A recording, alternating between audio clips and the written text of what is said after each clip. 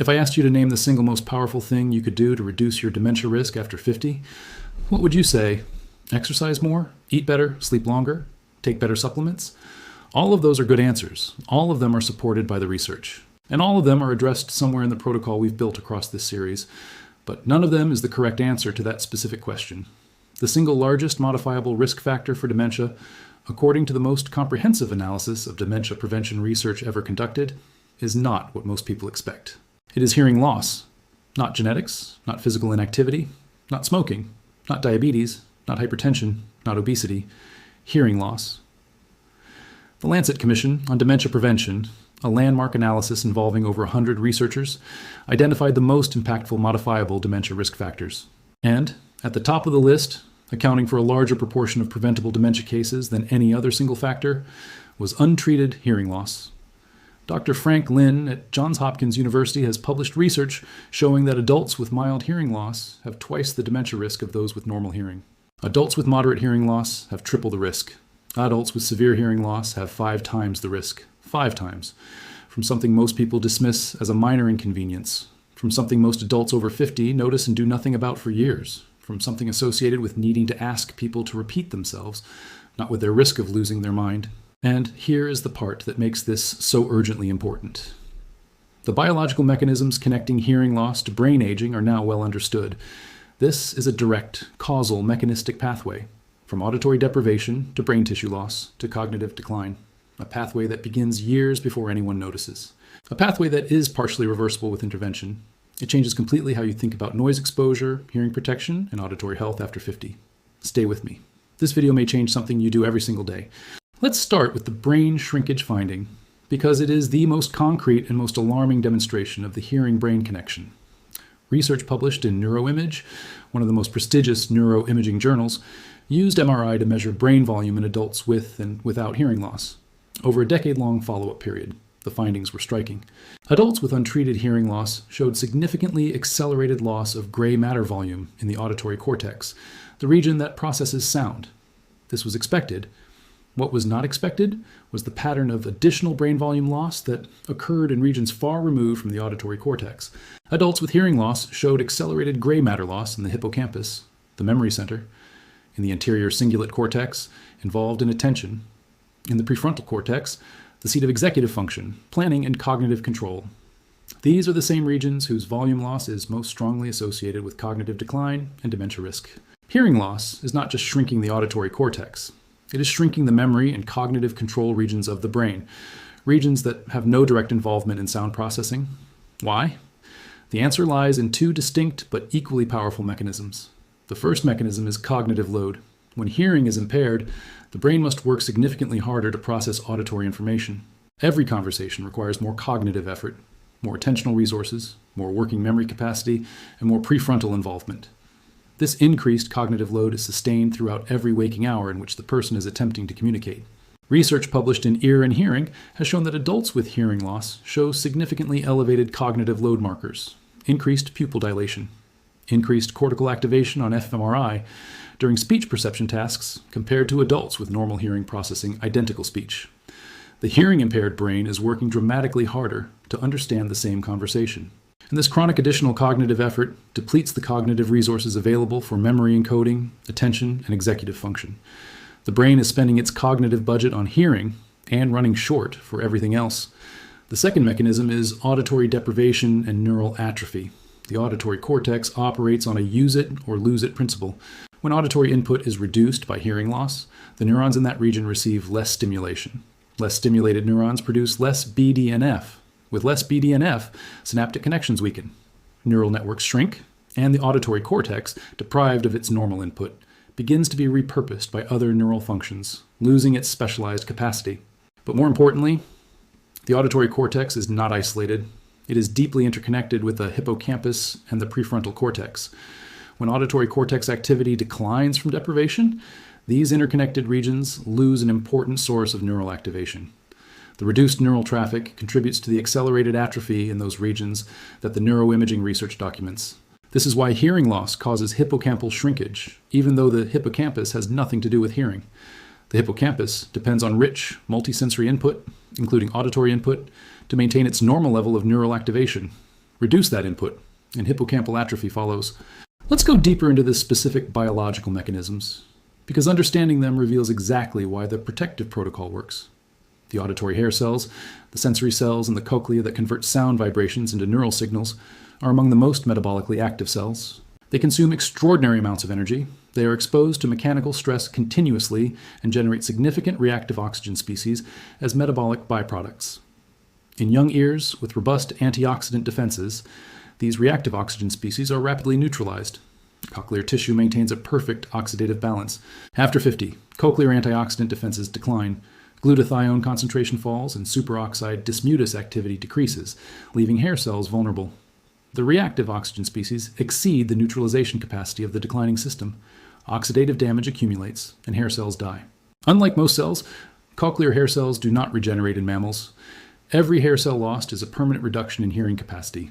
This oxidative mechanism, called presbycusis, is now one of the most clearly understood processes, and it responds to antioxidant intervention. The second mechanism is mitochondrial dysfunction. Hair cells have extraordinarily high mitochondrial density, second only to heart muscle cells and neurons. Mitochondrial dysfunction produces disproportionate damage in hair cells. Research shows this is a primary driver of age-related hearing loss. CoQ10 supplementation has been shown to partially protect cochlear mitochondrial function. Your existing protocol is simultaneously protecting your heart, brain, and ears. The third mechanism is vascular. The cochlea is supplied by a single terminal artery, the labyrinthine artery, with no collateral blood supply. Arterial stiffening reduces the pulsatile blood flow the cochlea depends on. Reduced blood flow produces ischemic damage to hair cells. The beetroot extract, nattokinase, and vitamin K2 protocol supports arterial flexibility, simultaneously protecting the vascular supply to your cochlea. By addressing oxidative stress, mitochondrial health, and vascular flow, you're building a comprehensive defense for your auditory longevity. Before we get to the protective protocol, let's talk about the warning signs. Research shows that adults wait an average of 7 years. Between first noticing hearing difficulties and seeking evaluation, 7 years pass. During this time, auditory deprivation and cognitive load mechanisms progress unchecked. The warning signs identifying clinically significant hearing decline in adults over 50 are specific enough that most people will recognize them immediately. The first warning sign is difficulty understanding speech in noisy environments. You can hear sound, but have difficulty distinguishing speech from background noise. You can hear the conversation at the restaurant, but you cannot follow it. You find yourself nodding along without being certain what was said. This is a sensitive indicator of high-frequency hair cell loss, which appears years before threshold changes show up on a standard audiogram. The second warning sign is increased listening fatigue. After social situations or meetings, you feel disproportionately mentally tired. Specifically, you feel cognitively fatigued. Your brain has been working significantly harder than normal to process speech, resulting in subjective exhaustion. The third warning sign is tinnitus, which includes ringing, buzzing, or hissing sounds in the ears when there is no external sound. Tinnitus represents aberrant neural activity in the auditory system. Approximately 15% of adults over 50 experience significant tinnitus symptoms. The fourth warning sign is asking people to repeat themselves with increased frequency. If you consistently say, "What was that?" your hearing has likely declined. The fifth warning sign is preferring higher volume on the television than others in your household find comfortable. Your brain has recalibrated its listening level upward. What feels normal to you is noticeably loud to others with intact hearing. If 2 or more of these signs describe you, research suggests a comprehensive hearing evaluation is one of the most important health investments you can make. Not for the sake of your hearing alone, for the sake of your brain. The auditory protection protocol has 3 components: nutritional protection against cochlear oxidative damage, vascular support for cochlear blood flow, and behavioral noise protection. Compound 1, N-acetylcysteine at a specific timing. You already have NACI in your protocol for liver glutathione support. Research from the University of Michigan has shown that NAC is most effective for cochlear protection when taken before or immediately after noise exposure. Taking an additional 600 milligrams of NAC within 30 minutes before or after a loud concert or using power tools provides meaningful cochlear protection. Compound 2, magnesium specifically for cochlear protection. You already use magnesium L-threonate for cognitive function and magnesium glycinate for sleep. Magnesium significantly reduces noise-induced hearing loss by regulating cochlear blood flow and reducing vasoconstriction that occurs during loud noise exposure. Compound 3, alpha-lipoic acid. It is both water-soluble and fat-soluble, allowing it to neutralize reactive oxygen species throughout the cells. Research shows it reduces age-related cochlear hair cell loss. Take 300 to 600 milligrams daily with food, away from mineral supplements. Now the behavioral component. Exposure to sounds above 85 decibels, the sound of heavy city traffic, causes measurable cochlear damage over time. Sounds above 100 decibels, a concert or a loud nightclub, cause significant cochlear damage within minutes. High-fidelity earplugs reduce the volume to safe levels without degrading sound quality, making them perfect for concerts or sporting events. Follow the 60-60 rule. Maintain listening device volumes below 60% for no more than 60 minutes at a time. The complete auditory protection protocol. Alpha lipoic acid with breakfast, NAC timing adjustments, magnesium, high-fidelity earplugs, and volume discipline. If you haven't had a hearing evaluation in 2 years, schedule one this week. Earlier intervention means better cognitive outcomes. 17 videos, 17 mechanisms. And with hearing and auditory brain health, the picture of interconnection in this series reaches a new level of clarity. Let me show you how hearing connects to every major system we've addressed. The cognitive load mechanism of hearing loss directly competes with the prefrontal and hippocampal resources that magnesium L-threonate, video 2, is working to optimize. When the brain is spending its cognitive budget on parsing degraded auditory signals, there is less capacity for memory consolidation and executive function. Protect your hearing, reduce cognitive load, and the synaptic optimization from video 2 delivers more of its potential. The cochlear oxidative damage mechanism is driven by the same reactive oxygen species that the omega-3, resveratrol, and quercetin protocol from video 8 is fighting.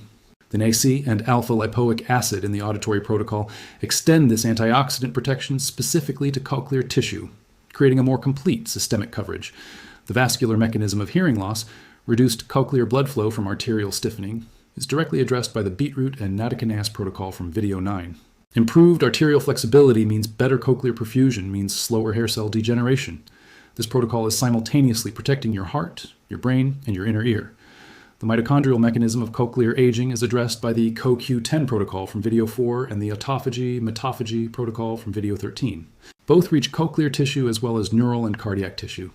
The auditory deprivation and BDNF reduction mechanism, the neural atrophy from reduced auditory cortex stimulation, is directly countered by the BDNF protocols. The social connection protocol from video 10 takes on additional significance. Hearing loss drives social withdrawal because of the effort required to follow conversations. This social withdrawal reduces the oxytocin and BDNF that genuine social connection provides. Protecting your hearing is protecting your social engagement. Everything connects. Every mechanism supports every other mechanism. And hearing turns out to be one of the most direct and most impactful levers. There is a stigma around hearing loss in our culture. Hearing aids are associated with old age in a way that reading glasses are not. That stigma is costing people their cognitive health. Research from Johns Hopkins shows untreated hearing loss is the largest single modifiable risk factor for dementia. A hearing aid is a cognitive protection device. Framing it that way is not spin. It is what the research says. Add alpha lipoic acid at 300 milligrams to your morning protocol with breakfast. Purchase a pair of high-fidelity earplugs and keep them with you. Apply the 60-60 rule to your listening device use. And if warning signs resonate, contact an audiologist this week for a comprehensive evaluation.